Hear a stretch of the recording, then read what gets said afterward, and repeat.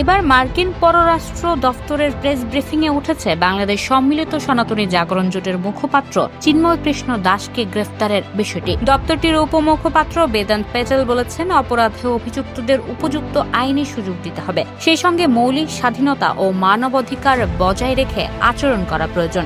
স্থানীয় সময় মঙ্গলবার নিয়মিত এই প্রেস ব্রিফিংয়ে কথা বলেন বেদান্ত পেটেল।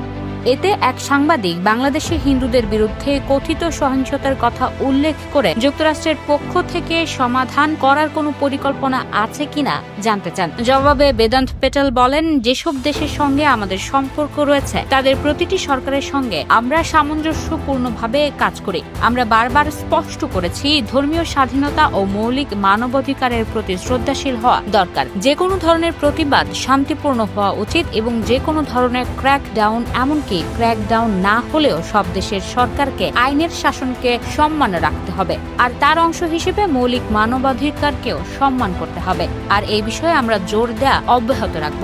এরপর ব্রিফিংয়ে চিন্ময় কৃষ্ণ দাসের গ্রেফতার প্রসঙ্গ ওঠে। চিন্ময় কৃষ্ণ দাস ইসকনের সাবেক সংগঠক ও তাকে বেআইনিভাবে গ্রেফতার করে কারাগারে রাখা হয়েছে বলে ওই সাংবাদিক দাবি করেন। এছাড়া তার আইনজীবীদের হুমকি দেয়া ও নির্যাতনের অভিযোগ তুলে ধরে তিনি প্রশ্ন করেন, এ বিষয়ে মার্কিন প্রশাসন কোনো পদক্ষেপ নেবে কিনা। উত্তরে বেদান্ত পেটেল বলেন, এই মামলার সুনির্দিষ্ট তথ্য তাদের কাছে নেই, তবে প্রতিটি ক্ষেত্রে মানবাধিকার ও ন্যায় বিচার নিশ্চিত করার উপর মার্কিন প্রশাসন বরাবরই জোর দিয়ে আসছে। উল্লেখ্য, 25 নভেম্বর ঢাকার হযরত শাহজালাল আন্তর্জাতিক বিমানবন্দর থেকে বাংলাদেশ পুলিশের গোয়েন্দা শাখা রাষ্ট্রদ্রোহ মামলায় চিন্ময় কৃষ্ণ দাসকে গ্রেফতার করে। তিনি চট্টগ্রামে যাওয়ার প্রস্তুতি নিচ্ছিলেন।